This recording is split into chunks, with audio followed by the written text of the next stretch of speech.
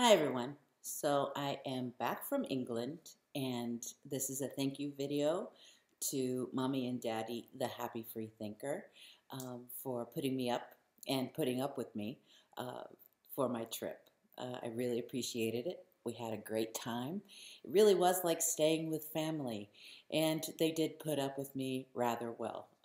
Because every time we would do something, it was like, well, that's not British. I only want to do what's British, and I only want to eat what's British. And is this authentic British? And it was, yeah, they put up with me pretty well. But it was a good time, and I hope they had as good a time as I did. But yeah, they were very gracious. And thank you to Pam for allowing me to play with your toys. I appreciated that as well. Pam's a little darling. But yeah, I just wanted to share some photos, say thank you. I also got to meet Cora and Marc Latham and little Charlotte, who is just an absolute doll. She was very, very sweet. They made quite the trip to come see me, and I was really glad I got to see them. So yeah, thank you for coming and seeing me while I was there. So I have some pictures. Some of you that follow me on Facebook have already seen some of these. I do warn you that I am not the photographer. I don't take very good pictures at all. I don't take enough pictures, but I'll string some along at the end of the video. But I did get to see the Book of Mormon in London, and got some souvenirs for both my daughter, my husband, and myself. So it was quite the good time. So thanks again, you guys. I can't tell you how grateful I am and how much fun I had.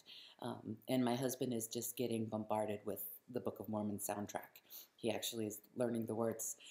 So it'll be fun when we go see it. Oh, there was something else I was going to say and I can't remember. Oh, Hildiggity. Hildiggity made a comment on my Facebook regarding my hair, so this is my response to Hildiggity. You know the rules. You never go full purple. Anyway, here's some pictures. Talk to you guys later. Bye. You all know the Bible is made of testaments old and new. You've been told it's just those two parts, or only one if you're a Jew. But what if I were to tell you there's a fresh third part out there, which was found by a hip new prophet who had a little Donny Osmond flair? Have you heard of the all-American prophet? The blonde-haired, blue-eyed voice of God.